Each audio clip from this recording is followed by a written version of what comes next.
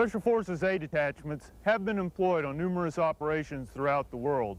Since 1975, nearly 500 mobile training teams from Fort Bragg and other commands have been employed in 58 different countries.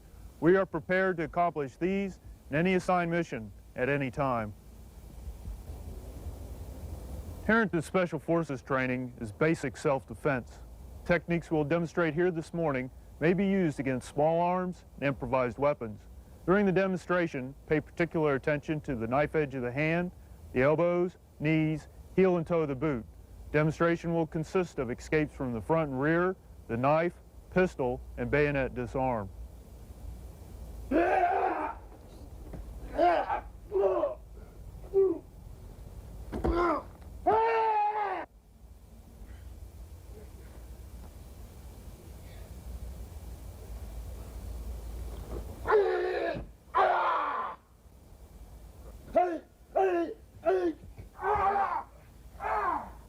A detachments are highly skilled, intensively trained teams. An A detachment is innovative, and often the success of a mission depends on flexibility.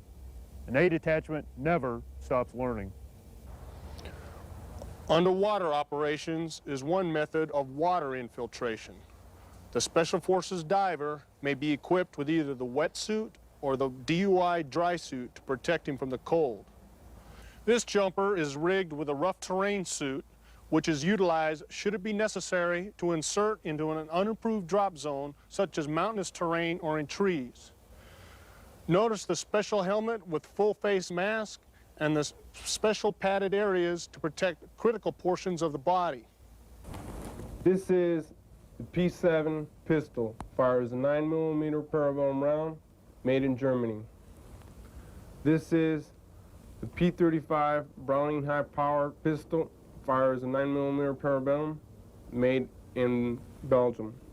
The dental set and the mobile laboratory set, which enables the medic to perform basic laboratory skills in the field.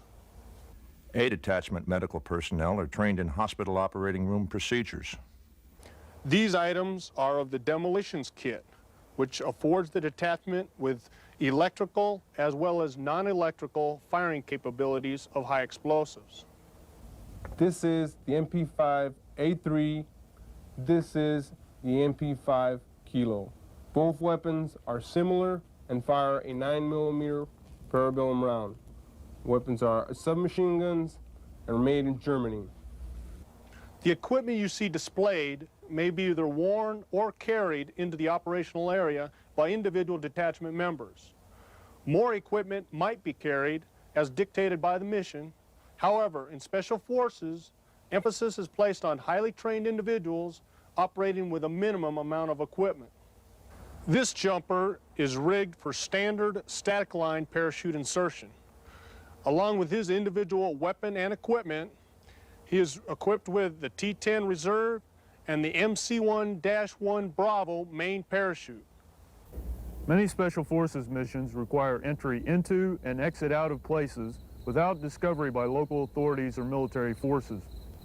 Waterborne operations include underwater demolitions, navigation, and swimming with open and closed breathing apparatus.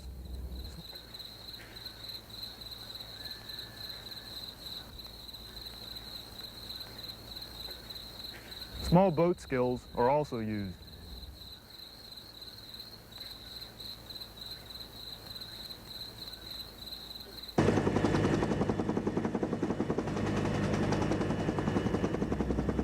A detachments are highly experienced in air operations, whether it be a normal helicopter move forward,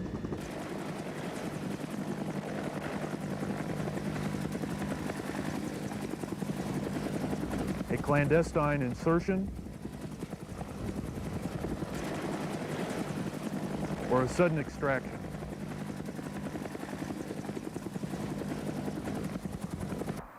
The United States Air Force often provides aircraft for Special Operations Forces.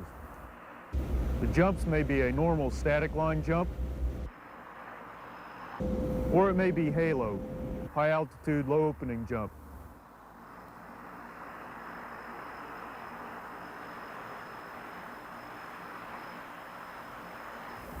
A halo jump often is employed on clandestine missions. The team exits at high altitude wearing oxygen masks and cold weather gear. Free fall to low altitude, then maneuver with directional steering chutes to a specific small target rendezvous. Unconventional warfare is one mission of Special Forces. It may be conducted in remote, urban, or rural environments in times of peace or war. Special Forces are also prepared to accomplish other missions such as survival, evasion, resistance, escape, strike, subversion, economy of force, recovery operations, and air interdiction missions in support of United States national objectives. Foreign internal defense, unconventional warfare, strategic reconnaissance, strike operations. We are ready. Special Operations Forces consist of 5 elements: Special Forces, Civil Affairs, Psychological Operations, Special Operations Aviation, and Rangers.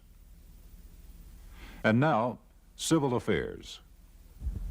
Members of the United States Armed Forces must comply with the provisions of international agreements and law when dealing with the people and governmental agencies of a host or liberated territory. The United States Armed Forces must also comply with the provisions of United States national law. There are 4 basic missions of civil affairs. United States Army Civil Affairs soldiers support general purpose forces missions in wartime by identifying for the tactical commander local civilian resources, facilities, and support for U.S. forces through area studies and on-the-ground area surveys. Civil affairs soldiers also assist in minimizing local population interference with U.S. military operations. An example of this is refugee or displaced persons evacuation and care.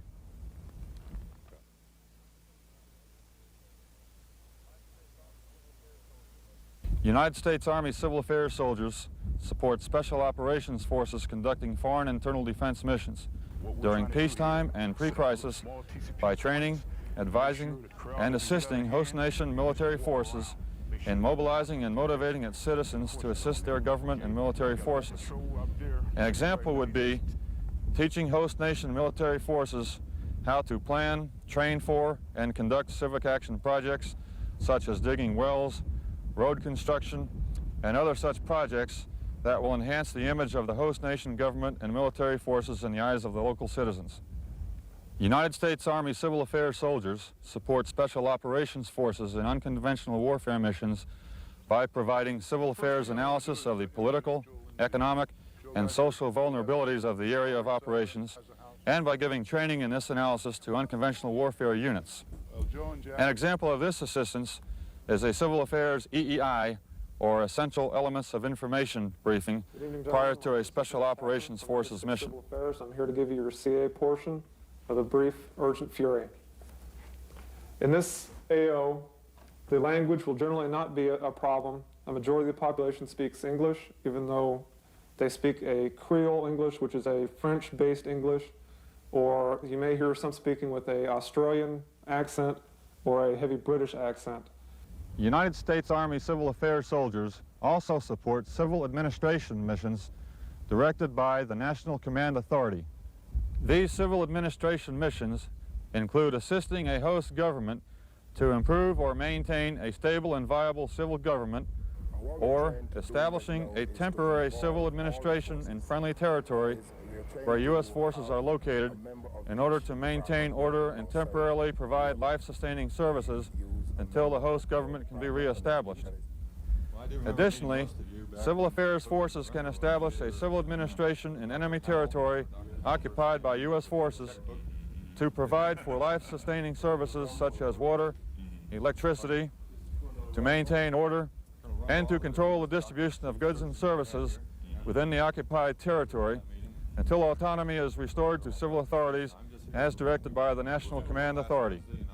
Civil affairs operations are those activities conducted in peace and in war which facilitate the relationship among U.S. military forces, civil authorities, and people in a nation in which those military forces are operating. In a free country, these activities are accomplished through coordination with local officials when possible. they are covered by a treaty or an agreement such as a status of forces agreement. Civil affairs personnel require language proficiency and area expertise in their area of operation. Now, psychological operations. The purpose of all psychological operations is to create in foreign groups the emotions, the attitudes, and the behavior to support the achievement of national objectives.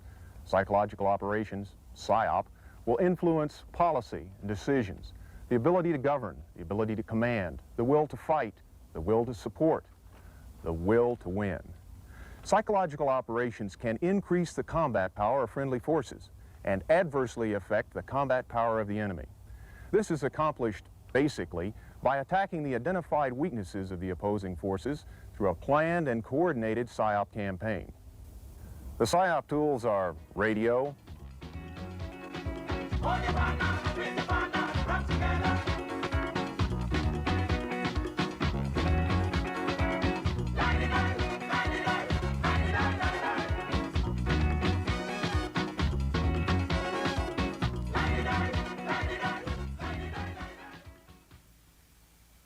television, leaflets,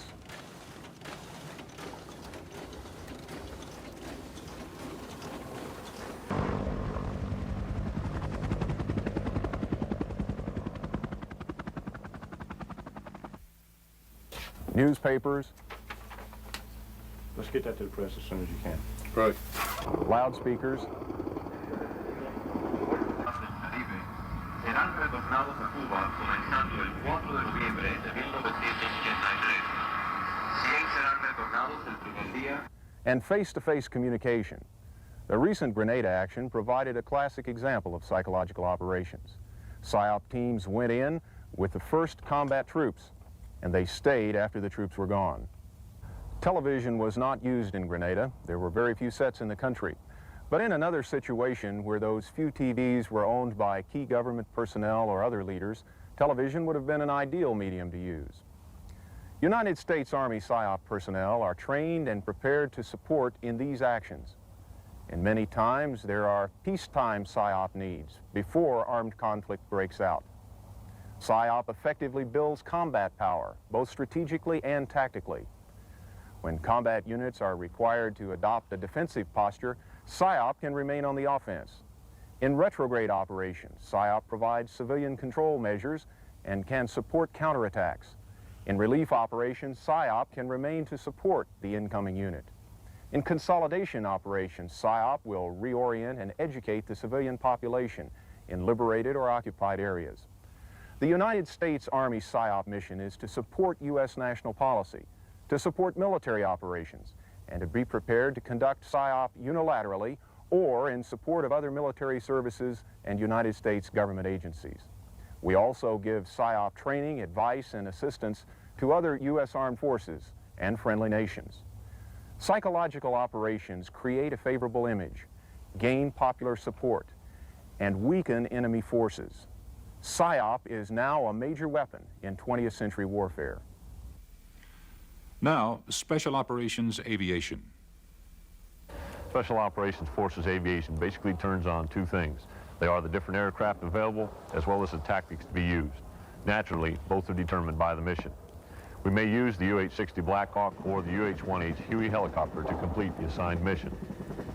Most of the Special Operations Forces missions are clandestine and high risk. Therefore, we will use many tactics and seldom do we fly in a straight line. As well, we are trained in techniques and procedures for air operations in support of unconventional warfare, which may be applied to other Special Operations missions. Special Operations Forces Aviation is prepared to fly on short notice anywhere in the world.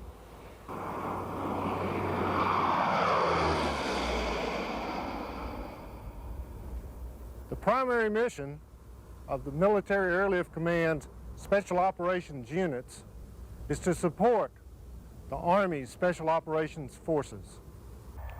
Our support consists of infiltration behind enemy lines, resupply of food, munitions, and equipment, exfiltration from objective areas after mission completion, firepower in support of ground forces, and leaflet dissemination and radio TV broadcast missions which enhance the overall PSYOP campaign. The commander of the recently formed 23rd Air Force directs the USAF Special Operations efforts through the 2nd Air Division located at Hurlburt Field, Florida. The Air Division's subordinate units consist of the 1st Special Operations Wing with 3 Special Operations Squadrons. Other units include the 1st Special Operations Squadron, Clark Air Base, Philippines, the 7th Special Operations Squadron, Rhein-Main Air Base, Germany, Detachment 1, Howard Air Force Base, Panama, and the Special Operations School, also at Hurlburt. Let's examine our Special Operations aircraft. This is the MC-130 E model aircraft, which is commonly known as the Combat Talon or Blackbird. Its special features include a terrain following and terrain avoidance radar system, which permits low-level penetration of enemy territory so as to avoid radar detection. Its sophisticated navigational package allows it to pinpoint hard-to-find drop zones and landing areas. The Combat Talon can also exfiltrate forces from unimproved landing zones when they are available. However, when these landing zones are not available, one of the rotary wing members of the Special Operations family provides the greatest capability. The HH-53H Pavlo III helicopter also possesses special equipment that gives it unique capabilities. Its terrain following terrain avoidance radar provides a night all-weather capability for long-range infiltration and exfiltration missions. The best source of firepower is the AC-130 gunship. The H models are flown by the active force, and the older A models are manned by the Air Force Reserves. The AC-130's ability to support ground units with surgical and timely firepower was well demonstrated in the recent actions in Grenada. The gunship can attack critical enemy positions without jeopardizing nearby civilians or causing unnecessary collateral damage. The gunship's infrared and low light level television systems allow it to search for and acquire targets at night. Once the target is acquired, one of 4 weapon systems can be used. The 2 7.62 miniguns are effective against personnel in the open. The 2 20mm Vulcan cannons can be used against light trucks and personnel.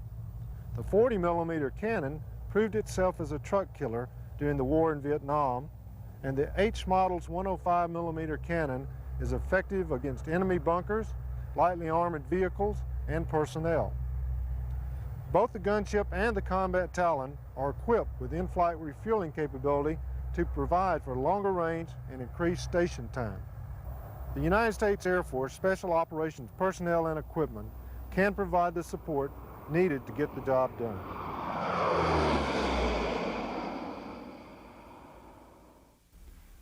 And now, Rangers.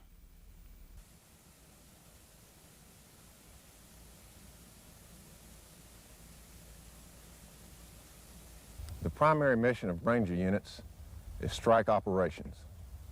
This includes raids against high-value targets, interdiction of lines of communications, recovery operations of sensitive equipment or personnel, and any mission assigned by higher authority.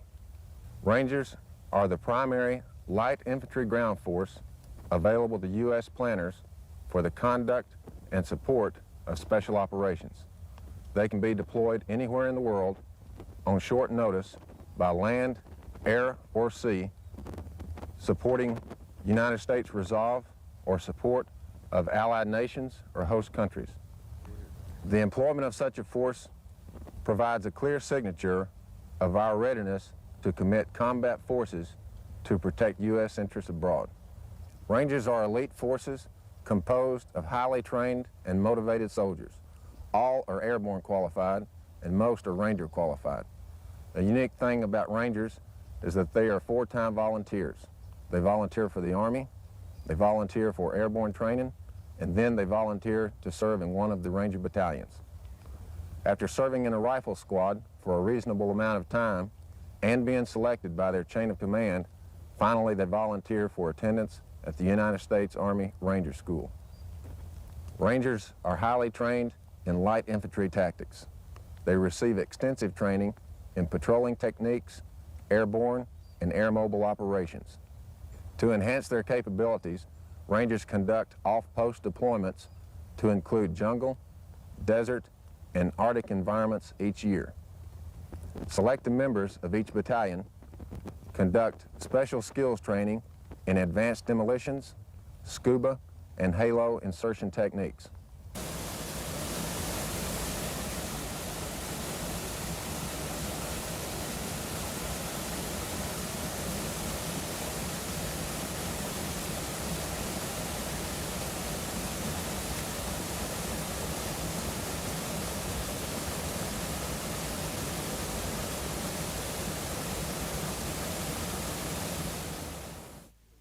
Special Forces, Civil Affairs, Psychological Operations, Special Operations Aviation, Rangers. Those are the 5 components of the Special Operations Forces. The 5th Special Forces Group is stationed at Fort Bragg, North Carolina, with 3 battalions. The 7th Special Forces Group is also stationed at Fort Bragg, North Carolina, with 2 battalions, while its 3rd Battalion is in Panama and under the operational control of SOUTHCOM, or Southern Command. The 10th Special Forces Group is stationed at Fort Devens, Massachusetts, with 2 battalions and 1 battalion deployed to Germany and under the operational control of EUCOM, or the European Command. The 1st Special Forces Group will be reactivated soon. It should be noted that 58% of the Army's Special Forces strength rests in reserve units. There are 2 U.S. Army Reserve Special Forces groups, the 11th and the 12th, and 2 Army National Guard Special Forces groups, the 19th and the 20th. The 96th Civil Affairs Battalion and the 4th Psychological Group are the only units of their kind in the active Army structure. Both are stationed at Fort Bragg, North Carolina. About 99% of our civil affairs assets and about 80% of our PSYOP assets are in reserve components. Currently, there are 2 U.S. Army Ranger battalions. One is stationed at Fort Lewis, Washington, and the other at Fort Stewart, Georgia. They, too, are a part of the Special Operations Command. Plans are currently underway to expand Ranger forces. Special Operations Forces function under many varied command and control arrangements. The exact structure is determined by the assigned mission, tasks, and the requirements of the commander. Let me show you some fairly typical SOF command and control situations.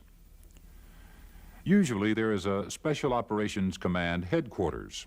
The SOC is a joint headquarters with staff representatives from all U.S. unconventional warfare forces, as well as non-military agencies, and includes its own combat service support elements.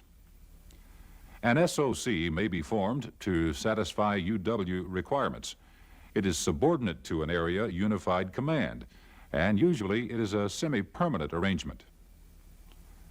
The Special Forces Operating Base is a command post type arrangement formed and operated by the Special Forces groups from organic and attached resources. It is the focal point for operational, administrative, logistical, and communication support functions. To extend the span of control of the SFOB when distances involved preclude effective command or support of deployed operational elements, a forward operating base may be deployed. The organization and function of the FOB will vary with the mission, duration, and scope of operations, and security, communication, administrative, and logistical support requirements. For example, it may operate as an intermediate command and control base, a forward launch recovery site, or a radio relay site. The unconventional warfare operating area is where the Special Operations Forces perform their mission. Now, let me put them all together in 7 of the most common relationships for Special Operations Forces. The most common relationship for the Special Forces Operating Base is to direct all operations in the UWOA. It provides command, control, administrative, and logistical support for all its detachments in the UWOA, as well as those awaiting deployment at the SFOB. In this situation, the SOC exercises command and control over Special Forces detachments in the UWOA. This may be for sensitive missions where positive control and maximum security measures are required. Those detachments awaiting deployment remain under the command and control of the SFOB. Deployed detachments may communicate directly with the SFOB for administrative and logistical support. Theater UW missions may require the establishment of an FOB as a separate control headquarters reporting to a command other than the main SFOB. In this situation, the FOB provides direct command, control, administrative, and logistical support for all of its detachments. The FOB coordinates with the SFOB for operational, administrative, and logistical support as required. An FOB may be established as an intermediate control headquarters to extend the span of control, support, or communications of the SFOB. The Special Forces Group has the organic assets to establish 2 forward operating bases. In this situation, the FOB may be employed using a subordinate FOB to further extend its span of control, support, or communication. In this situation, a core area of intelligence interest encompasses the UWOA, although UW operations are beyond the core areas of influence. U.S. UW forces are intended primarily to support the theater or unified command, and the majority of intelligence information gathered by UW forces is of interest to and for use by these commands. The sensitive nature of UW operations requires adherence to principles of compartmentation and strict security. Intelligence flow would follow existing lines of command and control, with appropriate information being passed to the Corps commander by the theater or unified commander. However, an SF liaison party may be provided by the SFOB to support the Corps headquarters at this time. The SF liaison party stays abreast of activities within the UWOA and informs the Corps commander and staff. It makes continuing reports on matters within the scope of its mission, keeps appropriate records, and advises the Corps commander of reports sent back to the SFOB. In particular, it ensures the timely flow of intelligence from the UWOA through the SFOB to the liaison party at Corps headquarters. Communications and operational security are essential to the survivability of UW forces in the UWOA, and therefore only critical essential elements of information, or EEI requirements, should be selected for collection by Special Forces elements. The SFOB retains command and control and provides administrative and logistical support to the operational detachments in the UWOA. During this situation, a core area of influence closes on the UWOA, and operations of either conventional ground forces or UW forces impact directly on the other. This may dictate passage of operational control of appropriate UW forces to the conventional commander. Close coordination and a rapid, timely flow of intelligence information must be maintained between UW and conventional forces. At this time, a Special Forces liaison party is normally provided by the SFOB to the Corps headquarters. The liaison party can provide the conventional commander with intelligence of interest, assistance in link-up planning and passage of operational control of UW forces, and advice on Special Forces employment during and after link-up. The mission, the size, the composition of resistance forces, the enemy situation, and the political situation are some of the factors influencing the selection of special operations forces which may deploy into an unconventional warfare operating area. The same factors influence command and control. The terms war and warfare have acquired different meanings over the years. Today, there is little probability that a formal declaration of war by one nation upon another will occur, except in conflict situations at the higher end of the conflict spectrum, or as a last desperate measure to ensure the survival of a nation. The conflict spectrum ranges from high probability, low risk situations such as terrorism and unconventional warfare to low probability, high risk situations, including nuclear war. How does such a spectrum apply to Special Operations Forces? The National Command Authority needs forces which have a capacity to work and win in the twilight and fuzzy gray areas between general peace and general war. Special Operations Forces specifically possess that capability. We define a low-intensity conflict as the limited use of force for political purposes by nations or organizations in order to coerce, control, or defend a population or territory or certain rights. It includes military operations by or against irregular forces, peacekeeping operations, terrorism, counterterrorism, and rescues, and military assistance under conditions of armed conflict. This level of conflict does not include protracted engagement of opposing regular forces. We define a mid-intensity conflict as a limited use of force for political purposes by nations or organizations in order to gain permanent or temporary control of territory through the use of regular armed forces. This form of conflict does not include the use of nuclear weapons. Mid-intensity conflict may include some or all of the techniques and characteristics of low-intensity conflict. We define high-intensity conflict as the unlimited use of force by one or more nations to gain or protect territory. This form of conflict includes the use of nuclear weapons and may include some or all of the techniques and characteristics of low and mid-intensity conflict. At the lower end of the conflict spectrum, Special Operations Forces can perform several missions, the two most significant being unconventional warfare and foreign internal defense. Pre-crisis operations allow United States decision-makers to become involved in foreign areas of national interest while their range of policy options is still wide open. These operations enable the United States to assist countries in maintaining and improving their own security before a situation has deteriorated to the extent that conventional forces are required. Thus, the potential for intensified, higher risk, higher visibility conflict is decreased. Special Operations Forces give the National Command Authority needed flexibility in responding to threats at levels below conventional war and in a form and fashion appropriate to the challenge.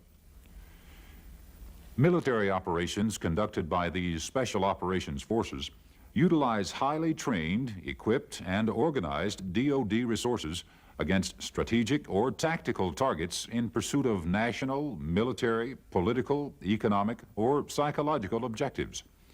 They may support conventional military operations, or they may be committed independently when the use of conventional forces is either inappropriate or unfeasible.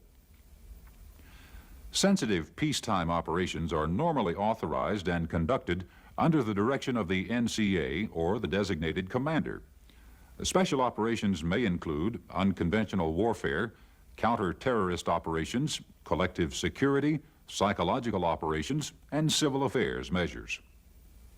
Special Operations Forces Unified Commands are committed to specific areas of the world. The European area is designated as SOC-EUR. The Atlantic area is designated as SOC-LANT. The Pacific area is SOC-PAC, and the Latin American area is designated as SOC-South. All other Special Operations Forces are commanded by SOC-CENT. For foreign internal defense, these soldiers are in the first phase of military training in their home countries by one of the Special Forces groups.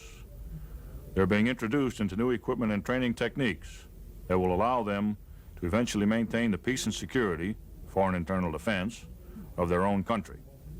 For unconventional warfare, these soldiers are undergoing training in unconventional warfare using U.S. furnished equipment. Training consists of weapons proficiency, communications, medical, and operational techniques. Well, our leader here right now, our advisor, Torps, as he's known, he's great to me, and he's going to guide us, and as I will guide my men in the future. And I want to say praise to them and to the American government, and especially the members of the Fort Bragg in North Carolina for the training I received from them. Thanks. For strategic or tactical reconnaissance.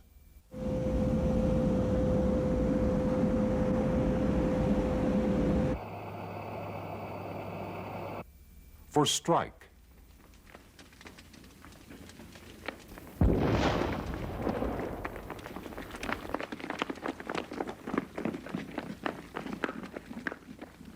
For strategic and tactical psychological operations. Cualquier cubano todavía en el país. For civil affairs operations.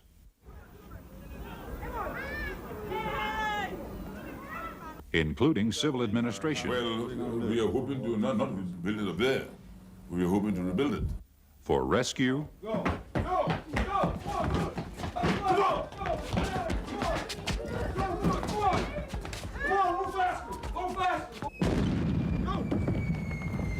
Come on! Come on! Get out there! Come on! Move it! Move it! Come on! Move it! Let's go! Let's go! For evacuation.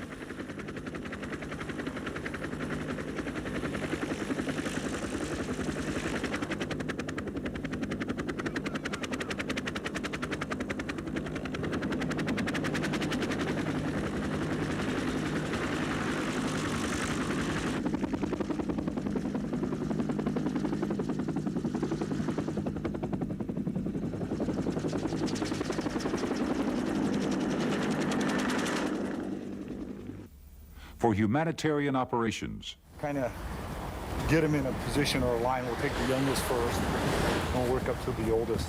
Okay.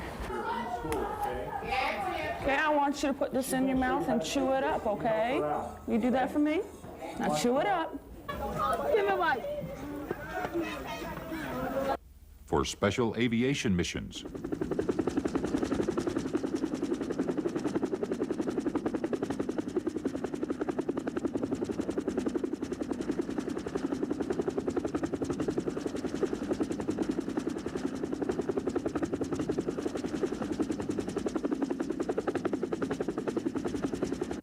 For sabotage.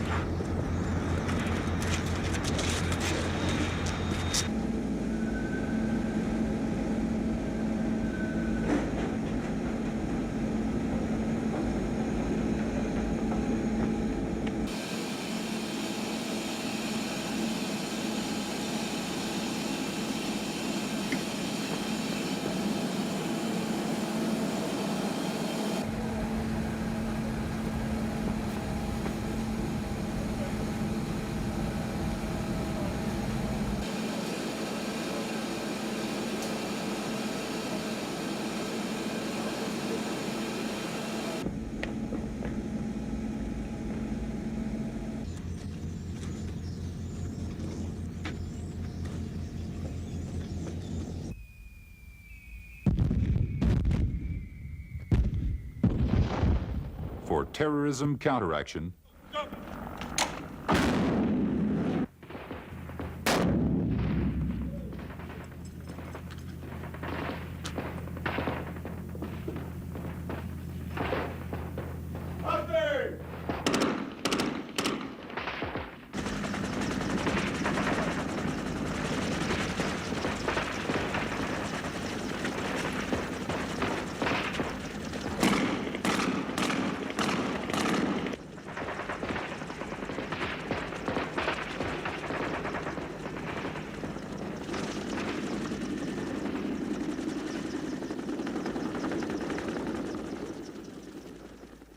Special Operation Forces are ready.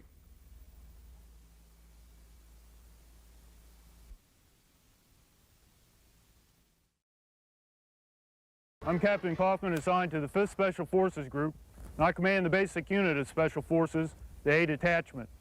54 A detachments comprise the Special Forces Group, with an authorized strength of 1,200 officers and men. Special Forces Group consists of a headquarters and headquarters company, service company, military intelligence company, signal company, and 3 operational C detachments, also known as Special Forces battalions. Within each Special Forces battalion, there are 3 operational B detachments, also known as Special Forces companies, with 6 A detachments apiece. Missions of Special Forces are to conduct foreign internal defense, unconventional warfare operations, strategic reconnaissance, and strike operations in support of U.S. national objectives, military strategy in times of peace or war. Special Forces A detachments also conduct joint operations with our allied military units, whom we refer to as our counterpart forces. In order to accomplish these highly sensitive and important missions, Special Forces A detachments are language trained and area oriented. This means that all detachments are targeted against specific areas of the world, required to learn the language, geography, customs, traditions, and social mores of its people in order to work more cohesively with the local populace. This time I'd like to introduce my detachment. It's been specially formed to show its composite language capability and military occupational skills. Each individual will explain his duties and responsibilities, both in his foreign language specialty and in English. 我是支队指挥官，负责新员和管理支队。我们去受过相同外国战队一起工作。As the detachment commander, I'm responsible for training and control the detachment. We're trained to work with foreign forces. However, we also have the capability of conducting unilateral strategic special operations, and I speak Chinese. Je suis lieutenant Sauter, l'officier adjoint et le commandant en second du détachement. I'm Lieutenant Sauter, the detachment executive officer and second in command. My duties include supervision of all administrative and logistical matters of the detachment and our counterpart forces. We are prepared to provide advisory assistance in one or all of the following areas: tactical operations, intelligence, psychological operations, and population and resource control. An inherent capability of this detachment is to split into 2 elements or strategic reconnaissance teams. I would command one of these teams. I speak French and Greek. Kapong Japi said Chun. Pong Pentahan Fire Youth Gun Led Japi said. I am Sergeant Chun, the operations sergeant and the senior non-commissioned officer on the detachment. I advise the detachment commander and his counterpart on planning, operation, and training. I can advise and present instruction in small unit tactics such as raids, ambushes, and patrolling. I receive advanced training in parachute packing and light weapons. I'm cross-trained in demolition and communication, and I speak Thai and Laos. Sono Sergente Borschu, the Sergente Intelligenza. I am Sergeant Borschu, the Intelligence Sergeant. I am trained in intelligence and counterintelligence operations. My responsibilities include a continuous analysis of the enemy, terrain, and local population. During low-intensity insurgencies, I advise the detachment commander and his counterpart on methods of conducting denial operations, border surveillance, identification, and interrogation procedures. In the unconventional warfare mode, I advise the detachment commander and his counterpart on planning, training, and organizing clandestine intelligence operations to include escape and evasion nets. I'm cross-trained in light and heavy infantry weapons. I've received advanced training in Arctic, mountain, and Pathfinder operations. I speak Italian and French. Yo soy Sargento Lozano, el médico del destacamento. Proveo el entrenamiento y el apoyo a nuestras fuerzas y las fuerzas aliadas. I am Sergeant Lozano, the medical supervisor. I train and support our counterpart forces. I am responsible for the health and welfare of the men of this detachment and to those indigenous personnel with whom we operate. I am proficient in all aspects of emergency medical care to include first aid, minor surgery, evacuation, sanitation, hospital administration, and medical supply procedures. I can organize and supervise first aid stations, field hospitals, and dental clinics. I have received advanced training in underwater operations, desert, jungle, and mountain operations. Additionally, I have been cross-trained in heavy weapons and communications. I speak Spanish. Soy Sargento Calero, el asistente médico. I am Sergeant Calero, the assistant medic. I have the same qualifications as the medical supervisor. We both participate in all patrols and special operations. Having worked in hospitals, we are prepared to provide outpatient care. I received advanced training in military operations in the desert, mountain, Arctic, jungle, and close quarters combat. I'm cross-trained in light and heavy weapons. I speak Spanish. I'm Rakib Stewart, Rakib al-Muhandis. I am Sergeant Stewart, the Engineer Sergeant. I'm responsible for all engineer training, construction projects, and demolition conducted by our detachment to our counterpart forces. I am trained in both American and foreign, mines, booby traps, and explosives. I received advanced training in mountain, desert, Arctic, urban, and ranger operations. I'm cross-trained in light infantry weapons. I speak Arabic. Bazar Sergeant Declamaker, Bazar Engineer Mukus. I'm Sergeant Declamaker, the Engineer Specialist. I have the same basic skills as the Engineer Sergeant. With the aid of explosives, we can destroy both natural and man-made obstacles.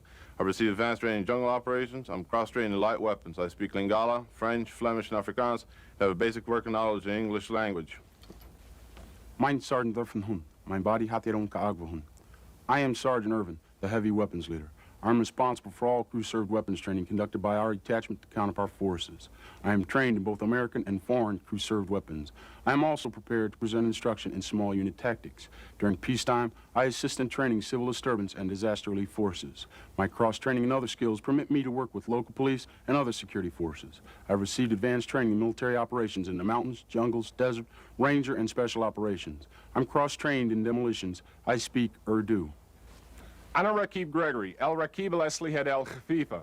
I am Sergeant Gregory, the light weapons leader. I am responsible for all individual light weapons training conducted within this detachment and to our counterpart forces. My duties and responsibilities are similar to those of the heavy weapons leader. In a military assistance role, I can provide training in survival, methods of instruction, and small unit tactics. I received advanced training in military free-fall parachuting and special operations and tactics. I'm cross-trained as a medic and in communications. I speak Arabic.